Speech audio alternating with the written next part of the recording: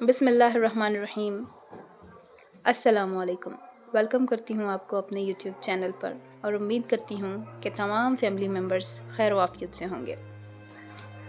یاد رکھیے، یہ انسانی طبیعت ہے کہ اس کے اچھے کاموں کی حوصلہ افزائی کی جائے، اور حوصلہ افزائی کی خواہش جب ہی زیادہ ابھرتی ہے جبکہ اس کی اعلانیہ حوصلہ شکنی کی جا رہی ہو، خصوصاً دیورانی، جٹھانی، نندیں وغیرہ مسلسل اس کے کام میں رخ نہ ڈال رہی ہوں اور ذرا ذرا سی بات پر اس کی پکڑ کی جاتی ہو۔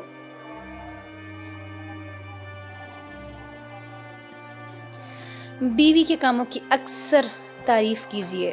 سچ پوچھیے تو کام کی زیادتی سے بیوی اتنا نہیں تھکتی جتنا حوصلہ شکنی سے تھکتی ہے۔ اس کا سارا جوش اور ولولہ ٹھنڈا پڑ جاتا ہے اور اعصاب ڈھیلے پڑ جاتے ہیں اور اس کی زندگی بے مصروف، بے جان اور کولو کی بیل کی طرح ہو کر رہ جاتی ہے، جبکہ دل میں ہی احساس ہو کہ بیوی کھانا پکانے کی جو خدمت انجام دے رہی ہے یہ اس کی شرعی ذمہ داری نہیں ہے، تو اس کے کھانے پکانے اور گھرداری کی تعریف کرے گا، اس کی ہمت بندھوائے گا اور اس کا حوصلہ بڑھائے گا۔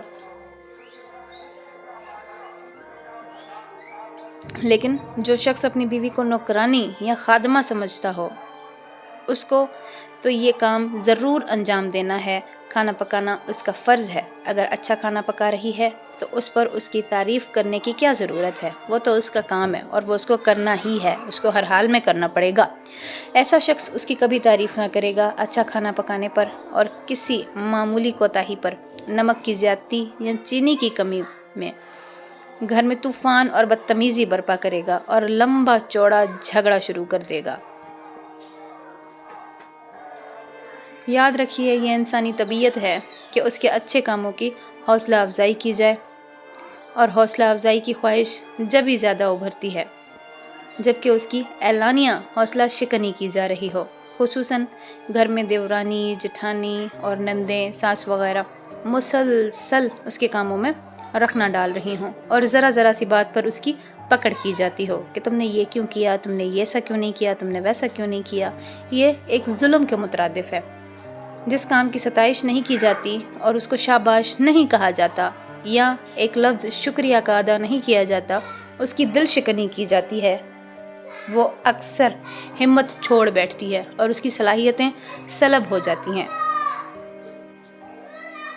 آج ہی سے اپنا معمول بنا لیں کہ چھوٹے چھوٹے کاموں پر بھی، مثلاً چائے بنانے پر، پانی کا گلاس دینے پر دل و زبان سے اس کا شکریہ ادا کریں۔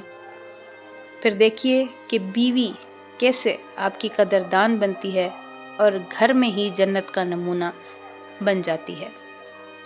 آپ کا گھر جنت بن جائے گا۔ اپنا بہت سارا خیال رکھیے۔ میرے چینل کو سبسکرائب کر دیجیے۔ اللہ حافظ۔